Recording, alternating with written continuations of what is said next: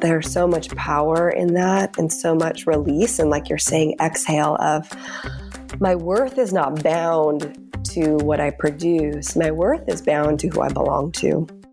Hey, my name is Jenna Kutcher, and I am obsessed with all things business, marketing, numbers, and helping you to navigate both the messy and the magical seasons of this thing called life. I'm a small town mama who took a $300 camera, grew a successful photo biz, and now I work from home and run a 7-figure online business. I teach you the tried and true secrets to building a career you adore. Shy away from the real talk? No way.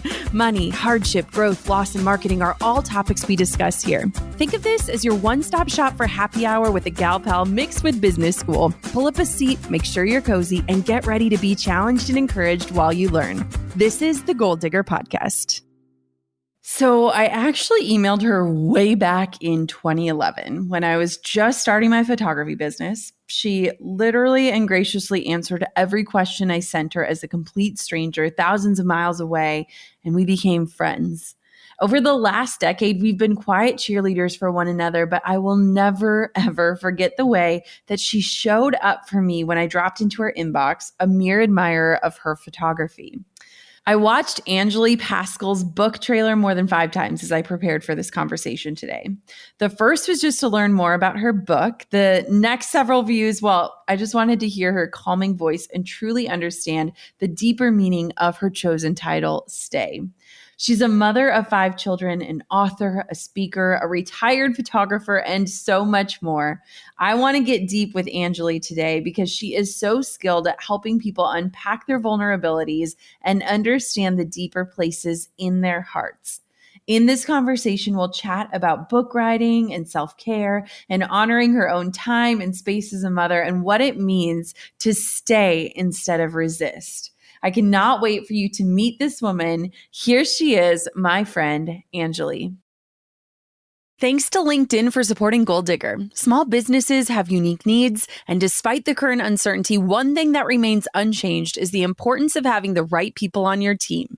For $50 off your first job post, visit linkedin.com/goaldigger.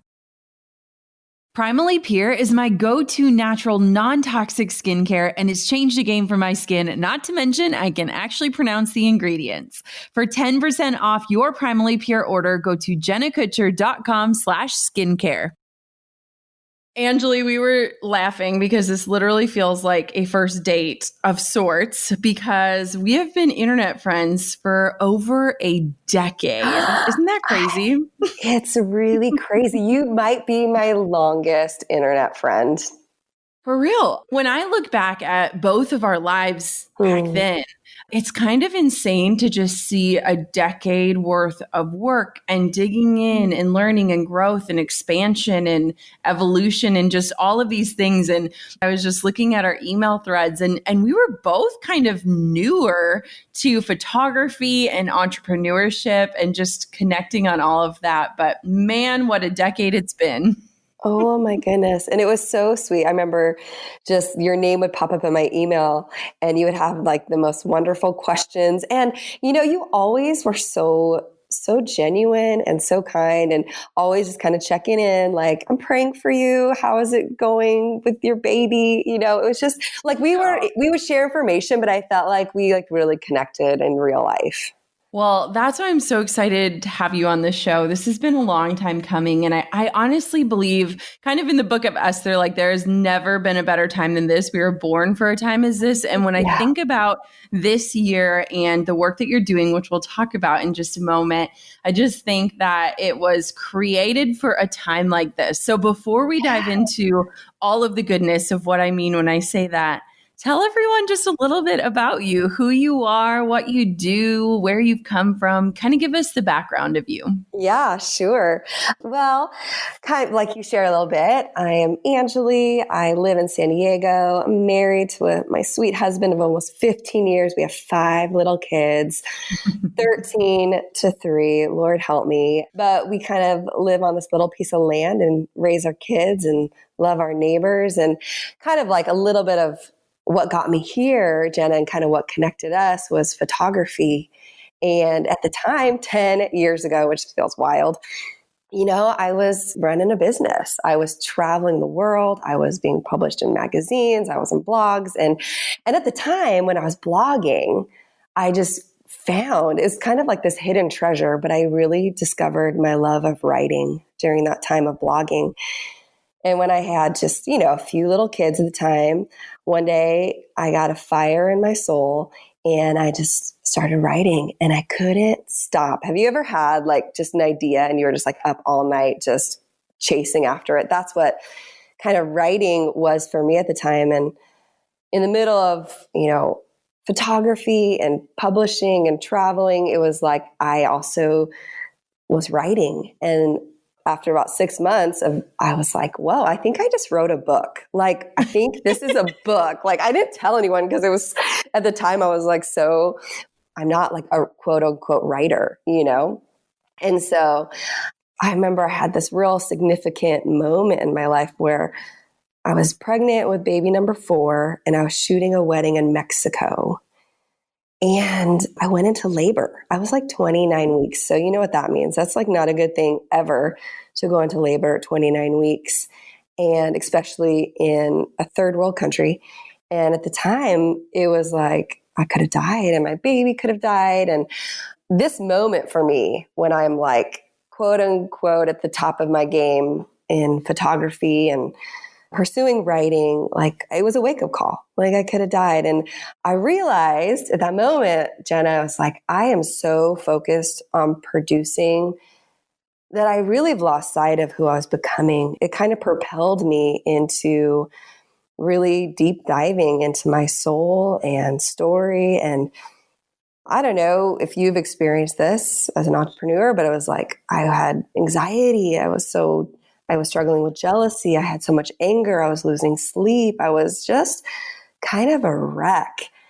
And at that point in my career, I was like, I was gaining the world, but losing my soul. And so in this moment, it really changed my life and what I wanted to do. And so I quit. I quit photography. I put my manuscript on hold. I put it on a shelf. And I, for the first time, really started staying. I started going inside, trying to figure out who I wanted to be. And I wanted to kind of, work through some things I had been avoiding. So, I mean, that kind of leads, big background story to where I am today, 10 years later, of that book I put on hold, finally published it and pursuing some different dreams in my life. Was that the same book that you kind of uncovered that you had written those years before? Like, what was it like kind of reading those words back from this different season of your life? Yeah, so it was the same book. I had written probably 90% of it about 7 years ago, right, when I talked about.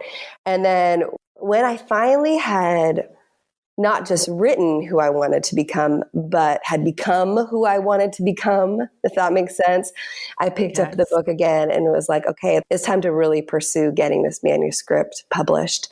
And it was crazy. I mean, it was really like reading some of those early stories again was painful and so good. What was it like for you to take this manuscript? Because I feel like most people nowadays go the reverse order, right? Like Right. they get a book deal, they get an agent, and then they start writing. So what was it like to go almost backwards in a world of publishing? Right. And I think that's very true. I think my story's a little backwards, but in some I love ways, it. yeah, right. It tells you that there's not one way, Jenna. Right. It tells you that if you follow step A, B, C, D, it equals this. It's like, no, I really started with my message. I really started with my story. I really started with what I wanted to say. I wrote it, a decade ago, but I kept writing about it on Instagram. I wrote about it when I would speak at different places. I mean, it was a message that was burning inside of me. So I think by doing that, it really, really refined my message and what I felt, like you said, I was created for to do right now in this time in the world. So let's talk about the theme of staying, which honestly couldn't be more timely with us staying put this year and kind of staying still. What does stay mean to you? And like, how have you been living it out both before this year and within this year? Sure. I think staying in some ways is really easy, right? And in some ways it's really hard because staying for a lot of us is a really scary thing. We are professionals at running away, of strategizing, of not dealing with our internal world. So staying is really, I really like to look at it like a gentle invitation. And for, women like you and me, it's really, the first thing is really paying attention, like paying attention to what's happening inside of you, right? So we are so good at ejecting from our feelings. What we like to do and what feels safe for us is we like to think our feelings. We're really good about thinking about how we feel and trying to strategize a way to stop feeling that way because that way is painful. But what's really hard for us, most of us to do, is to feel our feelings. And so a lot of the times I invite women to just name how you feel and stay with that feeling without trying to fix it, right? Feelings aren't dangerous. They're not bad. They can be scary, but ultimately they can be a gift. And so one of the greatest gifts I try and identify for women is the gift of resistance. And that I don't know, I feel like that kind of sounds silly or weird sometimes because why would we want to stay with the place we resist being? But when we can identify what we're resisting, it really helps us move into the invitation of staying. So here's an example, right? You're scrolling through Instagram, you see an image or a picture of someone, and it instantly triggers jealousy, right? And your strategy, or at least mine, is I'm going to hurry past the image because I want to get rid of that jealousy feeling as quickly as possible, or I unfollow someone, or I kind of think a bad thing about that person, or, evil, ugly thoughts can come up. But what I want to invite women to is like, stay with your resistance and ask a question. Like, what are you jealous about? Or what are you afraid of? Or what are you anxious about? And every feeling, actually, if you follow it, will lead to a deep belief. So maybe the deep belief is you will only be loved if you produce something, or there's only enough room for a certain amount of people to have success, or I'm only loved if everyone is pleased with me. So I guess I just want to, staying is like, oh, okay, where do I resist being? And then really moving into vulnerability with people. And, So beautiful. Yeah. I love that. It feels like a breath. Like it's like, you're invited to not keep moving. And I think when I look at this year for so many people, but specifically for the achievers and the people that are always doing, that invitation to stay is really scary, right? Like, these are the people that jam pack their schedules, that are constantly connected, that, they're in their inbox or they're getting those dopamine hits from social media. Yeah. And now all of a sudden, this reality of like, you might actually have to sit and be comfortable with yourself can almost feel paralyzing. What do you have to say about that? Oh, 100%. It's terrifying. I think even with COVID, it's like we're all driving on the freeway and then all of a sudden there's like a massive accident. And so, there's all these further up accidents and your tail spins and everyone's pulling over. And there's almost a little bit of a trauma in that because all the things that we've been running after and driving after are not bad things. They're not bad. But sometimes in the process, we can lose our soul, we can lose our heart, we can lose our sense of peace.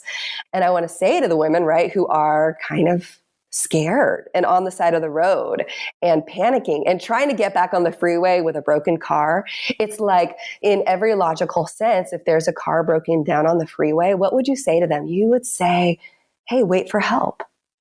Wait for someone to come help you. It's okay. Your car broke down. That's not a bad thing. It just means something inside needs repair.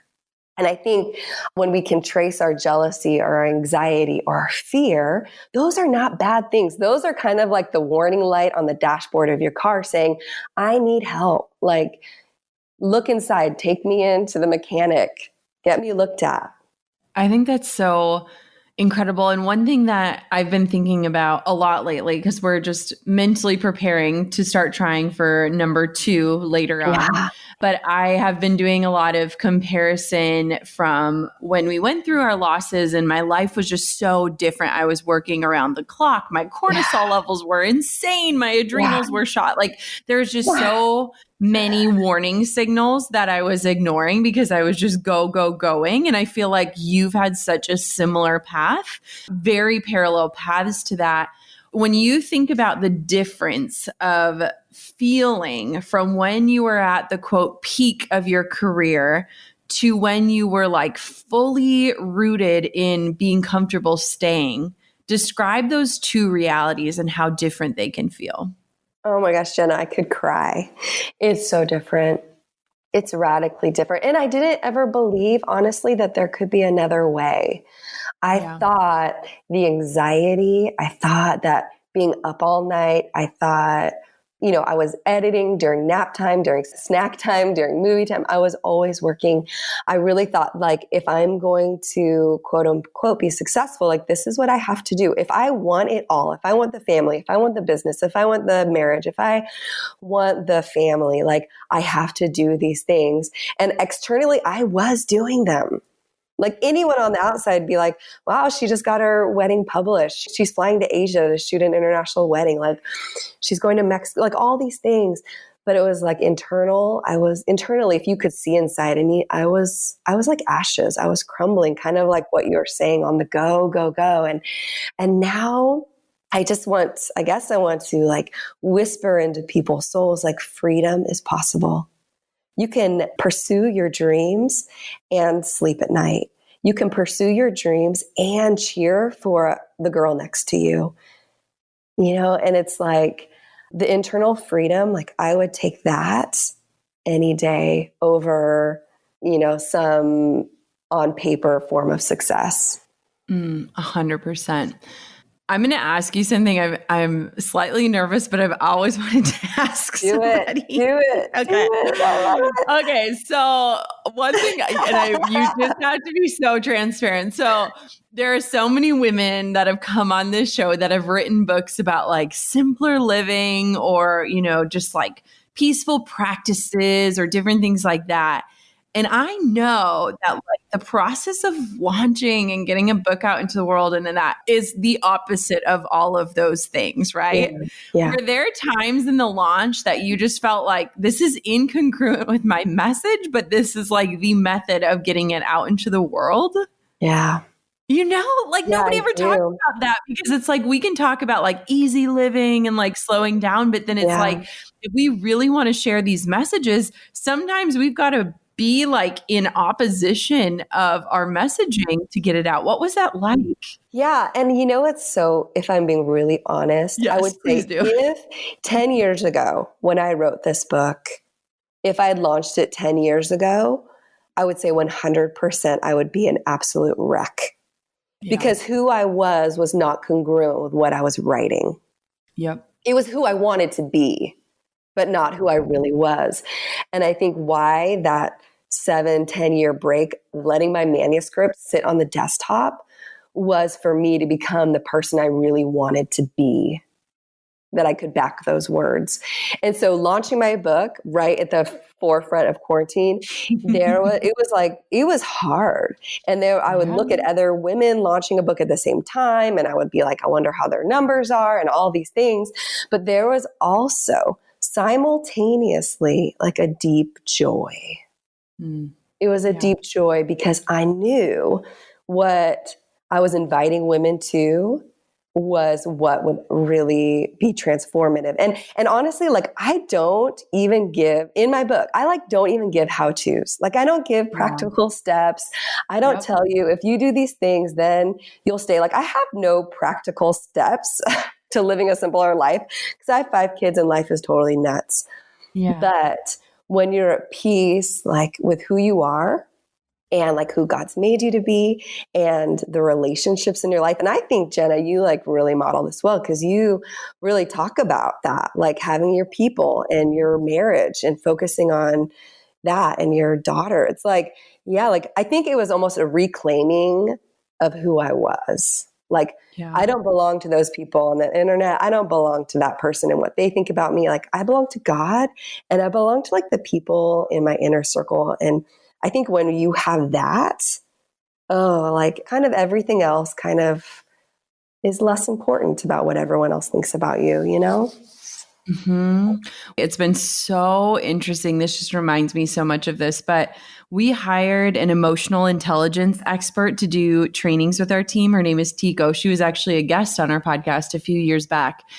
And we had to do this huge emotional intelligence assessment. And so much of what you're talking about reminds me of the things that we've been Mm, digging into as a team, because I just really believe that we need to first understand us and like how yeah. we feel and the difference between feelings and emotions and how we collaborate. And what was so interesting about the assessment was at the end, it kind of gave you this happiness score, which is so weird, right? Like, Oh my you're going God. to score my happiness because happiness feels like an emotion, like fleeting.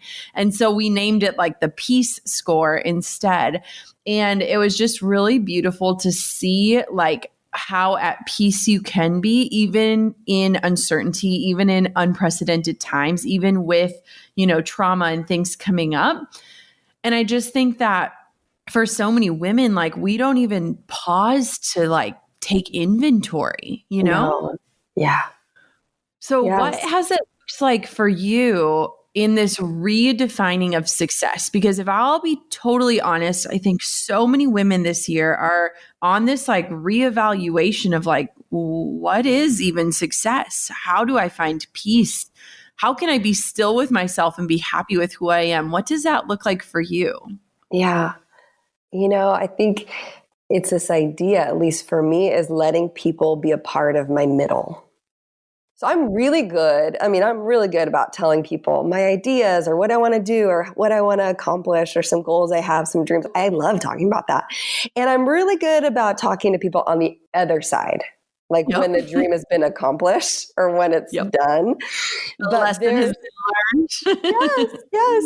But there's that middle place that makes, honestly, like our armpits sweat, that makes our Yeah. voice shake. It's vulnerability. And it's different, right? Transparency is different than vulnerability. Transparency is like, I'm telling you the facts about how I think or feel. Vulnerability is letting people into the feeling. And it's scary. And I think for me, it's letting like people into the middle and into the process and into the everyday of this is hard. I don't know how I'm going to do this. I feel like I'm breaking. I feel like I'm failing. I feel behind. And honestly, letting that vulnerability allow people that are close to you, let them love you. And I think there's so much power in that and so much release. And like you're saying, exhale of my worth is not bound to what I produce. My worth is bound to who I belong to. Tell me if this is true for you. Do you believe natural skincare just won't work as well? I used to believe that myth too before I switched my entire skincare routine to Primally Pure. I started to explore the non-toxic line after my miscarriages because I learned that my skin was absorbing everything that I put on it and it was impacting my body on the inside too. Well, I became obsessed with reading labels and consider me a completely converted skeptic and Primally Pure's #1 fangirl. I've been using the Primally Pure Clarifying Serum just 5 to 10 drops a day for a few months, and my skin is breaking out less, it's brighter, and it's helping me keep inflammation down. And Primally Pure Cleansing Oil absolutely changed my skin and the way that I thought about skincare in general. Like, it felt counterproductive to cleanse with oil, right? Well, wrong. It actually feels like magic, but really it's non-toxic skincare that not only does the job, it makes my evenings feel like a little spa getaway. For 10% off your order, head to primallypure.com and use the code JK10. That's the code JK10 at primallypure.com. And if you want to learn more about my favorites and how I use them, head to jennakutcher.com/skincare.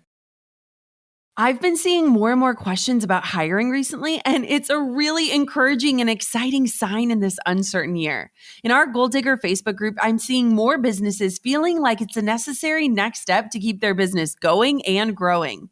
Whenever it's time for a new hire, I go straight to LinkedIn Jobs. Our content writer, our email copywriter, even the manager of this very podcast that you're listening to right now, we're all discovered by way of LinkedIn.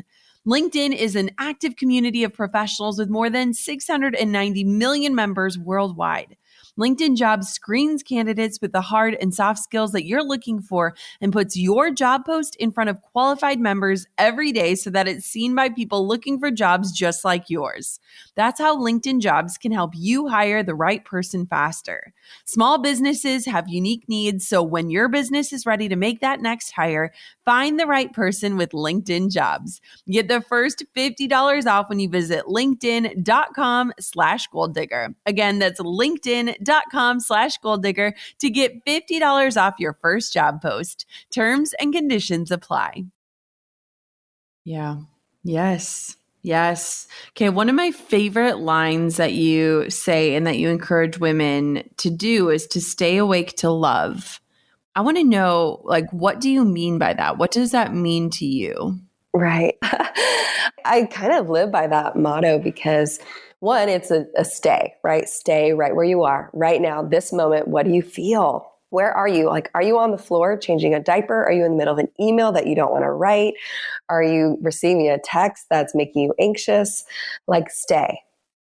And then as you are there, open your heart, expand your soul, stay soft to love, the love of God, the love of other people, the love that you know exists in your family and in your friends, like trusting and leaning on that memory of love.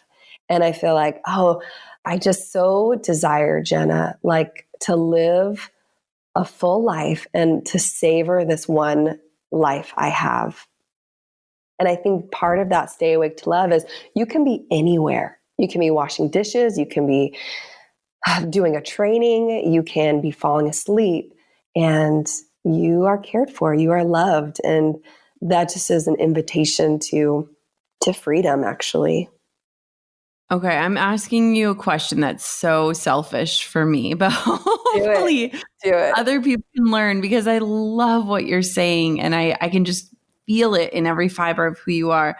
How do you teach your children to not resist things that they're feeling? Because I have been thinking about this so much. There was a Sesame Street episode the other day talking about emotions, and it's okay to feel angry or it's okay to feel sad. And I feel like our generation, we were kind of taught that you want to be happy and nothing else, and that you want to move away from any other emotion that's not happy or fake that you're happy until you feel that way. So as a mom, like, what does it look like to teach your children to not resist and to like lean into those things that we were taught to run from? Totally. I love this question. And I think there's two parts, right, Jenna? I think as adults, as moms, as we learn to stay, as we ourselves learn to stay with our anger, resentment, jealousy, and understand those feelings, we are actually modeling that for our kids. As we stay with our pain, we're modeling that for our kids. As we let ourselves cry, as we let ourselves feel the depth of what we actually do feel, our children see that. And I want to say, even on the reverse side, if we do not stay with our pain, it will come out. And unconsciously, our children will pick it up like it's their responsibility. I have to make mom happy. I have to make mom not angry. I have to not disappoint mom. And so as we're able to own our feelings and stay with them, our kids don't have to pick them up for us. That's one thing. But as we have peace staying with ourselves, then we actually have the capacity to stay with our children in their anger, because children have a great amount of anger. They have a great amount of pain. They have a great amount of fear and sensitivity. And so as we can stay with ourselves, then we have room to stay with our kids. And I say that even with our spouses and even with our friends and even with our siblings. Like, when we have worked through that and we create space at the table of our soul for ourselves and all of our emotions, then guess what? When our husband gets angry, our anger isn't triggered. Like, we can stay with him. And when our kids are scared because what the heck is happening in the world, we can stay with them and name it for them and make a really great picture as the table. Like, pull up a chair at the table. Let's talk about it. You're angry. Let's talk about it. I'm not afraid of your anger. I'm not afraid of your bad. Yeah. Those are powerful words. When someone has stayed with you, Jenna, God, isn't that life changing? When you don't have to And do you're like something waiting for for them to them. rush you out of it, like you're almost Yeah. waiting for them to be like, and moving forward. And you're like, no, Yes. like, It's that's life just it. changing. Yeah. It is. It is. And I think that I'm assuming that a lot of people listening are very much like me, that there's this feeling of like, I love this idea, but I'm afraid of what will come up if I Yeah. do this. And I Yeah. think that's true for so many of us because our movement is a way for us to move away from or to avoid. I think that this year has been this year of enlightenment because we've been unable to avoid so Yeah. much. What are things that you're finding coming up for you that might be surprising to you, or that you might have thought, oh, I've dealt with that, and then it comes up just because this year is just so unique? Yes. There have been a lot of things. One is I didn't know how to rest. I thought I knew how to rest before quarantine. But having been in quarantine, it was like for the producers out there, for the achievers, for the motivators, for the have endless energy people, it's really hard. It's like resting is actually work, I learned. And Mm-hmm. and I have to learn that every day and every week. Like, it's okay to rest, and it's okay to say no, and it's okay to answer that email tomorrow. And I think, yesterday as we're preparing for school and, homeschooling 4 kids now, it's like, wow, it's okay that I am not perfect. And it's okay Yeah. that I don't do it like that mom. And it's okay if my kid doesn't have the periodic table memorized by tomorrow, just lots of grace, honestly. Grace for myself, grace for my husband, grace for my kids. And it's literally an everyday thing. I feel this same way about rest. Like I used to just tell myself, like, you just operate at a higher level. You don't need to rest like the minions. And then I realized like resting took almost more work than being busy, but Right? that it was so necessary. Like it was this constant like it's almost like we have to be our own permission granters Yes. over and over incessantly. And it was Yeah. funny because the other day I messaged my integrator on my team and I said, you know what? Today I was just feeling like weary, like I'm just tired. Yeah. And I realized I haven't taken a break since January. And I told her, I was like, I'm scheduling 2 weeks off. I really want to just be outside and hike and slow down and take naps and read books. And I was like, my soul is like asking for it. And it Yes. was just crazy where I'm like, I'm actually listening. I feel like we Yes. need ourselves. You're growing up. We're doing We it, Jenna. Yes. Yes. And I'm like Great. serious about it, like where it's like in the past, it'd be like, oh, I really want to take a break. But then in my head, I'd be like, but I'll still check email and I was like, Yeah. no, I need like a shutdown. And I Yeah. think that a lot of us, we've just been moving through every change and like just trying to stay ahead of the curve and Yeah. keep things moving and like Totally. don't lose momentum. How have you felt, you're 6 months removed from your book launch? How has that felt for you? Like, where are you at on that path of launching? Because I mean, the work kind of never ends, I know. It never does. And it's so crazy because literally, like, I launched my book, and then the next week, I was writing my next book proposal. And I was like, whoa, it was just, hey, it was like, again, it was like this fire in my soul. And so it was like, I was up writing constantly. And then it took me and then I went on vacation, and then I was like, whoa, like I am so driven. And I don't want to, again, it's not a bad thing. What I want to do is write another book. It's not a bad thing. The goal is not bad. The dream is not bad. But it's again, like, who do I want to become? And I could gain the world, but it's not worth forfeiting my soul. And I have to be like, okay, Like, I'm going to slow down on that next book. It doesn't have to happen right now. But I even love what you said. It's like you are listening to your soul. And I think for so many of us, there's a fear driving us. If I take a break, I'm going to get behind. If I take a Yes. break, I'm going to miss an opportunity. If I take a break, we fill in the blank. We all have it. And I think we have to ask ourselves, if I don't take a break, the car will literally crash and burn on the side of the freeway. And then you have to do think about that analogy to the end. It's like, how much more work is it to go buy a new car versus just taking your car in to get some oil? Yes. Yes.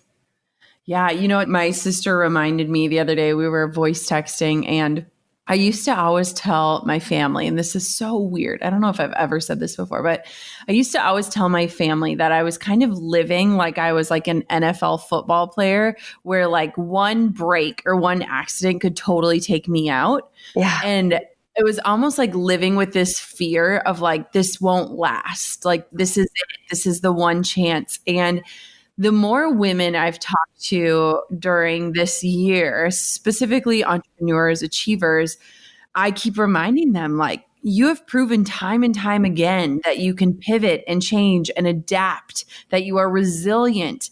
And I feel like it took me so long to believe that about myself and to believe that about what we were doing. And I feel like it's this lie that we're telling ourselves that like, this is it. If we lose momentum, we're done. If we stop, it's over. If we don't take all of these opportunities, it's going to crumble. But in reality, when we look back, like, look at us over the last decade. Right. How many times have we pivoted, moved, changed, grown, evolved into this version of who we are showing up today? 100%. And that's a perfect analogy, because it's like I think so many of us live in that fear, like, oh, if I miss it, that's it. It's gone. It's over. And it's like, whoa, but all those pivots, all those quote unquote setbacks or failures are like these incredible gifts to invite you to becoming a woman who is more faithful, a woman who has stronger character, a woman who's more resilient, who has greater perseverance, a woman who's kinder and softer and more generous. Like, all those pivots and changes and quote unquote failures are really what have developed you into a person who can be the person who pulls out a chair at the table and says, sit down, stay, let's do this, let's be together. You know what's crazy to me when I think about this is that you wrote your book, and then 7 years later, you kind of saw that manifestation in the original writing come to life, right? Yeah. Like, what do you think could happen if women today listened to this and sat down and started to manifest their own futures of who they want to become? Totally. It's the idea of like honing that message, that deep part of you that is so unique in the world, that only you have that story, only you have that experience. Like, you were given that story, your story, for a reason. And so to live in it, to sit in it, to understand it, to look at it from all kinds of different angles, and to walk that message. And I think it's true. It's like we get so focused on, well, what do I do with the message? How do I get it there? What do I do with it? And, who's going to grab onto it and who's going to buy it? All those. And again, those aren't bad. But if that consumes all of your energy, then that's what's going to drive you. That's going to drive you. And I think it's this idea of, how are we drawn by our message? How are we living out our message? Who are we becoming? And I think that process matters. That matters. And as you pour your energy into that, the how will happen. It will happen, because it'll be a natural outflow of who you are. What do you hope that somebody walks away feeling after reading your book, Stay? I would love for women to exhale. I would love for women to say, me too. And I would love for women to open their hearts and their souls to God and to others in a vulnerable way. The danger of not staying is really the most heartbreaking thing for me is you can't experience love. You can't be loved and you can't give love if you're not able to stay and to invite others to stay. And I just so deeply want women to know that they're loved. How have you been like grounding yourself in this with 5 children at home? You're all under the same roof. I mean, it's been crazy. Like, It's crazy. I know. I mean, it's so funny. Like the other day, my oldest is 13, my youngest is 3. We're potty training. And so in one breath, I'm looking at my oldest saying, like, you cannot watch that on YouTube.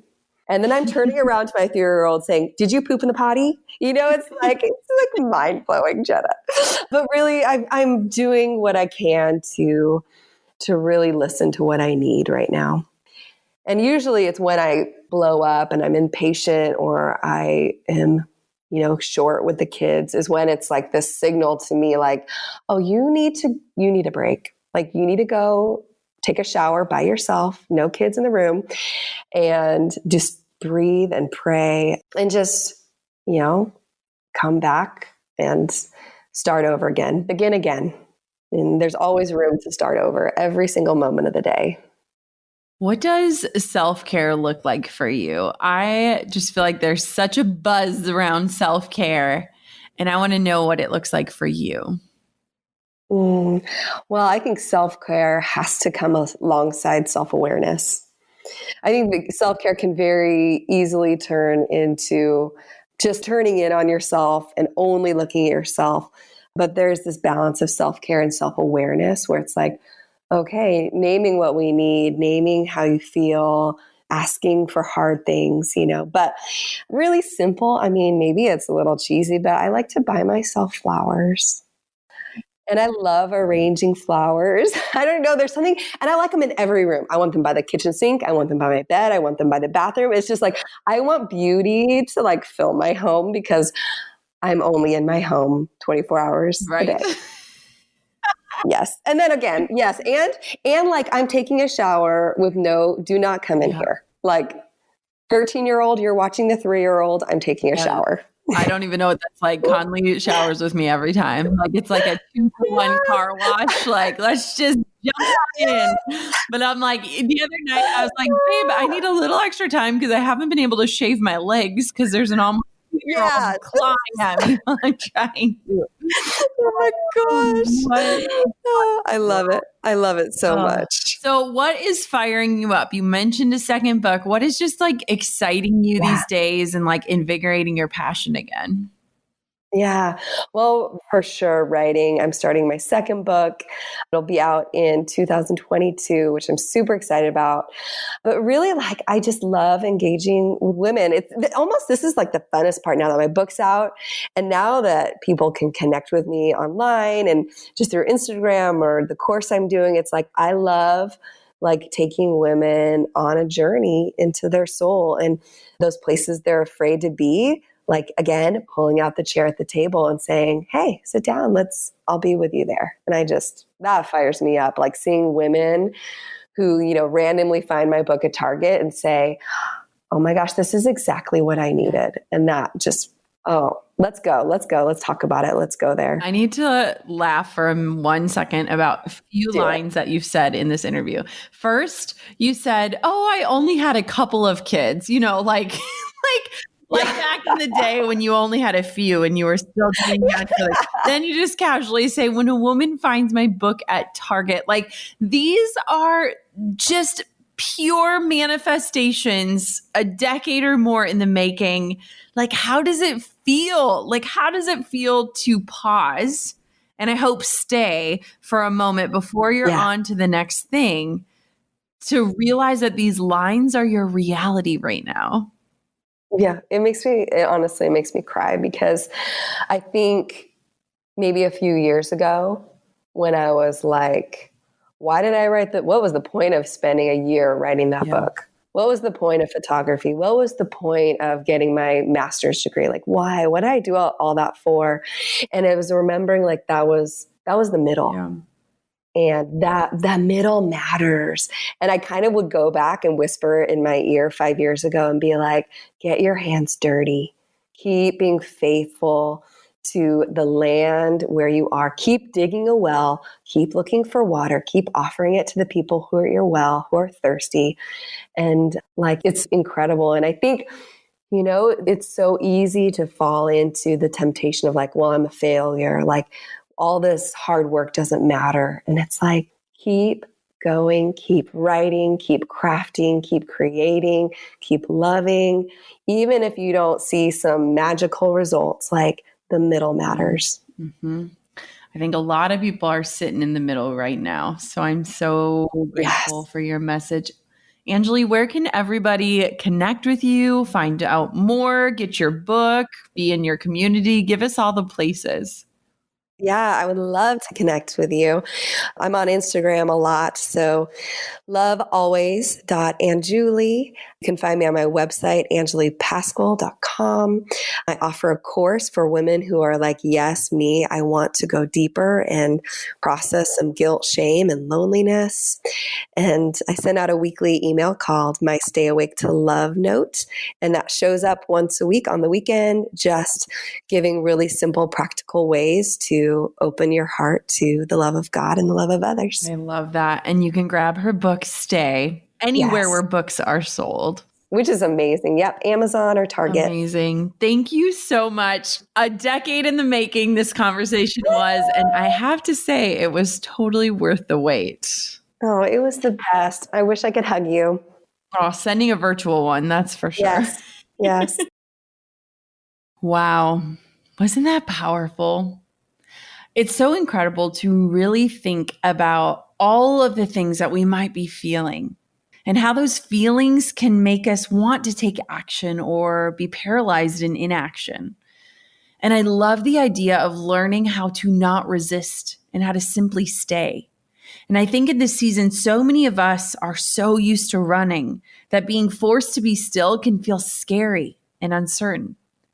But in reality, we have this blessed invitation to start to understand ourselves, our feelings, our emotions, our dreams, our goals, our drives at a deeper level when we can choose and make that decision to stay quiet and to just be. Anjuli teaches this so well, and I'm just so grateful for her voice, her words, and the way she shows up in the world. Thank you so much for listening to another episode of the Goal Digger Podcast. Until next time, Goal Diggers, I invite you to keep on digging your biggest goals, but do not forget to get comfortable staying with yourself just as you are. I'm over here giving you a virtual high five because you just finished another episode of the Goal Digger Podcast. Did that go by way too fast for anyone else? If you want more, head over to goaldiggerpodcast.com for show notes and all the discount codes from today's sponsors. And if you're looking for a new crew of movers and shakers like you to bounce ideas and ask questions, be sure to join my exclusive community for Goal Diggers on Facebook. The link's waiting for you at goaldiggerpodcast.com.